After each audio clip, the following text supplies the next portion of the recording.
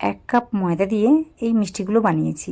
তো দেখুন কতটা সফটভাবে জুসিভাবে তৈরি হয়েছে, মুখে দিলেই কিন্তু মিলিয়ে যাবে, এতটাই সফটভাবে তৈরি হয়েছে। আশা করি আজকের রেসিপিটি আপনাদের ভালো লাগবে।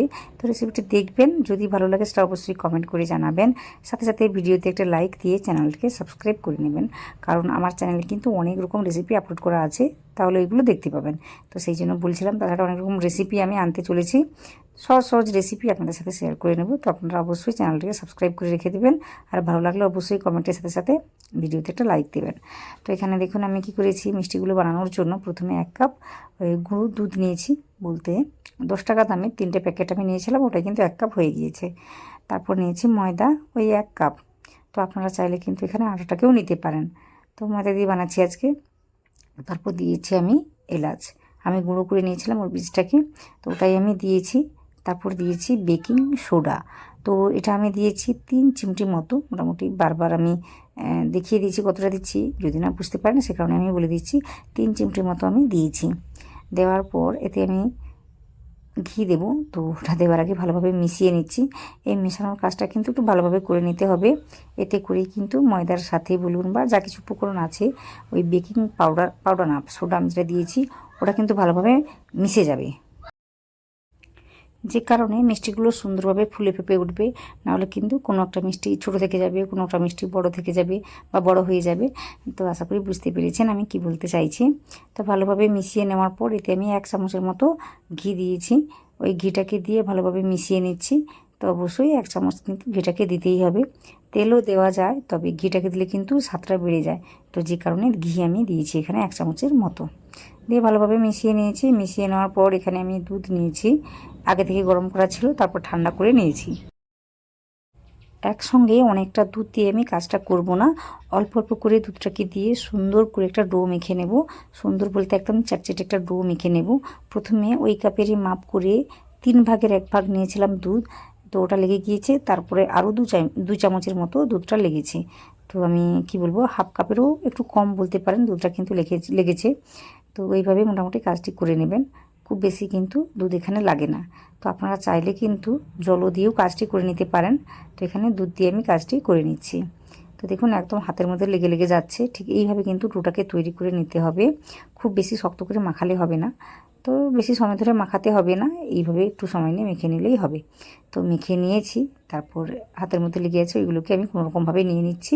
নেওয়ার পর হাতটাকে আমি ধুয়ে আসছি। তো এই 2 মিনিটের জন্য ছেড়ে দিচ্ছি আমি। 2 মিনিট পরে দেখুন আমি হাতটাকে ধুয়ে নিয়েছি, হাতে একটু ঘি লাগিয়ে নিয়েছি। তারপর আমি এই ডোর থেকে কয়েকটা লিচি আমি তৈরি করে নেব। ডোটাকে কিন্তু এমন সময় আর মেখে নেব না, কারণ এটা কিন্তু শক্ত শক্ত হয়ে গিয়েছে, দেখতেই পাচ্ছেন হাতে কিন্তু একদমই লাগছে না, আর মাখাতেও হবে না। মোটামুটি দেখতেই পাচ্ছেন কোনো রকম ঝামেলা ছাড়াই কিন্তু রেসিপিটি সহজেই তৈরি করে নেওয়া যাচ্ছে। তারপরে দেখুন এখান থেকে কয়েকটা লিচি আমি তৈরি করে নিচ্ছি। খুব বেশি বড় বা ছোটো করে কাজটি আমি করব না। তো যে পরিমাণ আমি লিচিগুলোকে তৈরি করেছি এগুলো কিন্তু সাইজে ডবল হয়ে যাবে, আপনারা দেখতে পাবেন। তো যে কারণে এইভাবে আমি কাজটি করে নিয়েছি। একদম স্মুথ করে কিন্তু কাজটি করতে হবে, কোনো রকম ফাটল বা ক্র্যাক যেন না থাকে সেদিকে অবশ্যই খেয়াল করতে হবে। তো দেখুন এইভাবে আমি মিষ্টিগুলোকে তৈরি করে নিয়েছি। তো অনেকগুলোই হয়েছে, আমি গুনে দেখিনি, তবে অনেকগুলোই কিন্তু হয়েছে। তো 1 কাপ গুঁড়ো দুধ আর 1 কাপ ময়দা দিয়ে কিন্তু এইভাবেই বাড়িতেই তৈরি করতে পারবেন মিষ্টিগুলো, দোকানের মতোই মিষ্টিগুলো তৈরি হয়ে যাবে। তো আপনারা রেসিপিটি দেখুন, আশা করি আপনারাও বানাতে পারবেন, সহজেই বানাতে পারবেন। তো মিষ্টিগুলোকে তৈরি করে নেওয়ার পর আমি কড়াইতে তেল দিয়েছিলাম, তেলটা কিন্তু একটুও গরম হয়ে যায়নি। মোটামুটি আঙুলটা যদি আমি ডোবাই, আমি কিন্তু ডোবাতে পারবো, ঠিক সেইভাবে তেলটাকে গরম করে নিয়েছি। নিয়ে আমি মিষ্টিগুলোকে ছেড়ে দিচ্ছি। তো দেখতেই পাচ্ছেন কোনো রকম বুলবুলি বা ফেনা কিছুই উঠছে না। তো এইভাবে মিষ্টিগুলোকে ভেজে নিতে হবে, একটু সময় লাগবে ঠিকই, তাহলে কিন্তু মিষ্টিগুলো সুন্দরভাবে ফুলে ফেপে উঠবে আর ফেটেও যাবে না একটা, তো আপনারা দেখতে পাবেন। তো দেখুন এইভাবে দিয়েছি, কোনো রকমভাবে কিন্তু সেভাবে ফেনা ওঠেনি। তো এইভাবে অবশ্যই কাজটি করে নিতে হবে। আর এই সময় কিন্তু খুন্তি দিয়ে নাড়ানো যাবে না, তাহলে কিন্তু ভেঙে যেতে পারে। তো এইভাবে দেখুন একটু সময় পরে কিন্তু এভাবেই বুলবুলিগুলো উঠতে শুরু করেছে বা ফেনাগুলো উঠতে শুরু করেছে, তাছাড়া মিষ্টিগুলো ফুলতে শুরু করেছে। তো অবশ্যই গ্যাসের ফ্লেমটাকে লো রেখে কাজটি করে নিতে হবে। একদম লো রেখে কাজটি করে নেওয়ার পর যখন দেখবো যে একটু শক্ত শক্ত হয়ে গিয়েছে, তখন কিন্তু একটা চামচ দিয়ে এভাবে নাড়ি চাড়িয়ে দিতে হবে।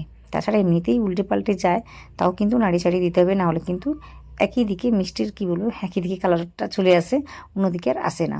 তো তো যে কারণে অবশ্যই নাড়ি চাড়িয়ে কাজটি করে নিতে হবে। তো যখন দেখবো যে মিষ্টিটা একটু শক্ত শক্ত হয়ে গিয়েছে, তখন কি করব, গ্যাসের ফ্লেমটা একটু বাড়িয়ে দেবো, বলতে পারেন লো আর মিডিয়ামের মাঝামাঝি রেখে একটু সময় ধরে ভেজে নিতে হবে। তো এই সময় কিন্তু এই লো আর মিডিয়ামের মাঝামাঝিই আছে। আজকে আমি ইন্ডাকশানের মধ্যে রান্নাটিকে করে নিচ্ছি, ওই একই রকমভাবেই রান্নাটিকে করে নিয়েছি। প্রথমে দিকে কিন্তু আমি ওই গ্যাসের ফ্লেমটা একদমই লো রেখেছিলাম, তারপর মিডিয়াম করে দিয়েছি, তারপর কিন্তু শেষের 1 মিনিট আমি কি করব, হাই ফ্লেম করে দেব। ওই হাই ফ্লেম করে দেওয়ার কারণে কিন্তু মিষ্টির ভিতরে যে তেলটা, এক্সট্রা যে তেলটা ঢুকে থাকে ওটা কিন্তু বেরিয়ে আসে।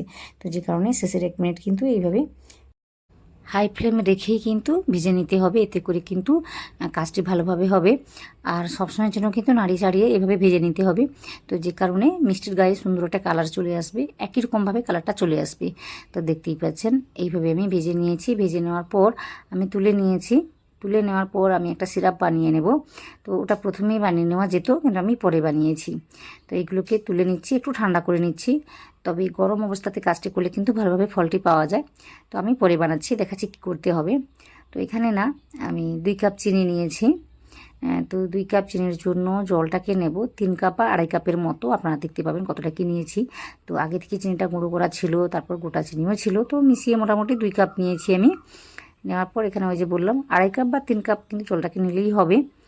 তারপর আমি এখানে কোনো রকম এলাচ বা কিছুই দেবো না, কারণ আমি মিষ্টির মধ্যে কিন্তু এলাচের গুঁড়োটা দিয়ে রেখেছি, আপনারা চাইলে এখন দিতে পারেন। তো এখানে আমি কিছুই দিচ্ছি না, জলটাকে মেশাচ্ছি আর ভালোভাবে ফুটিয়ে নেব। একটু সময় নিয়ে ফুটিয়ে নিতে হবে।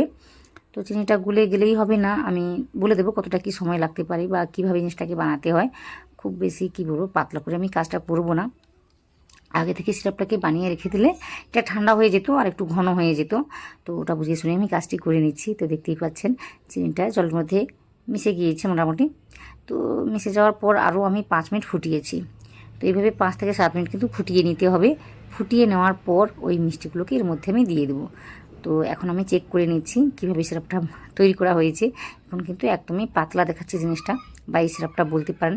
তো যে কারণে আমি কি করেছি, আর একটু সময় নিয়ে ফুটিয়ে নিচ্ছি, মোটামুটি 5 থেকে 7 মিনিট ফুটিয়ে নিলেই কিন্তু হবে। খুব বেশি ঘন করে আমি কাজটি করব না। তো মোটামুটি হাতের মধ্যে নিলে না ওই মধুর মতো মনে হবে, বা তেলটাকে হাতের মধ্যে নিলে যেভাবে মনে হয় সর্ষের তেলটাকে, ঠিক সেভাবে কিন্তু সিরাপটাকে আমি বানিয়ে নিয়েছি। বানিয়ে নেওয়ার পর এই মিষ্টিগুলোকে দিয়েছি, দিয়ে আমি একটু রান্নাটাকে করে নেব। আর যেহেতু মিষ্টিগুলোকে বানিয়ে আমি রেখে দিয়েছিলাম, তো সে কারণে একটু ঠান্ডা হয়ে গিয়েছে, তাই এইভাবে রান্নাটাকে করে নিয়েছি। আর আপনারা যদি একদম গরম গরম অবস্থাতে কাজটি করে থাকেন, তাহলে কিন্তু এত সময় ধরে ফোটাতে হবে না। এত সময় বলতে ওই 2 থেকে 3 মিনিট বা 4 মিনিট ফুটিয়ে নিলেই কিন্তু হবে। তো এখানে আমি 4 থেকে 5 মিনিটের জন্য এইভাবে কাজটি করে নিয়েছি। তারপর ঢেকে আমি রেখে দেবো, একদম কি বলবো 4-5 ঘন্টার জন্য রেখে দিলেই হবে। আর কিন্তু রান্নাটাকে করতে হবে না। তো এইভাবে রেখে দিয়েছি। আর এখন কিন্তু এই কী বলবো, সিরাপটাকে অনেকটাই মনে হতে পারে, কিন্তু পরে এই সিরাপটাকে টেনে নিয়ে মিষ্টিগুলো ফুলে যাবে, আপনারা দেখতে পাবেন। তো দেখতেই পাচ্ছেন সিরাপটা কতটা কমে গিয়েছে আর মিষ্টিগুলো কতটা ফুলে গিয়েছে। তো এইভাবে কিন্তু জিনিসটা দেখতে হয়েছে, আর ভীষণই সফটভাবে তৈরি হয়েছে। মিষ্টিগুলো মোটামুটি তৈরি হয়ে গিয়েছে। তো আমি কি করব, আলাদা একটা পাত্রে নিয়ে নেব, তারপর আপনাদের দেখিয়ে দেবো জিনিসটা দেখতে কেমন হয়েছে। তো রেসিপিটি দেখলেন, যদি ভালো লাগে সেটা অবশ্যই কমেন্ট করে জানাবেন, সাথে সাথে ভিডিওতে একটা লাইক দিয়ে চ্যানেলকে সাবস্ক্রাইব করে নেবেন। কোনো রকম একটা রেসিপি যদি আপনারা দেখতে চান, সেটাও কিন্তু কমেন্ট করে জানাতে পারেন। তো আজকের রেসিপিটি দেখুন কতটা সফটভাবে তৈরি হয়েছে, জুসিভাবে তৈরি হয়েছে। এইভাবে কিন্তু আপনারাও তৈরি করতে পারবেন। তো বারবার আমি একই কথাই বলি, ভালো লাগলে অবশ্যই আমাকে সাপোর্ট করবেন। তো দেখুন মিষ্টিটা আমি ময়দা দিয়ে বানিয়েছি, দেখে কিন্তু বোঝাই যাচ্ছে না। তো আপনারা অবশ্যই বানাবেন, তারপর আমাকে জানাবেন।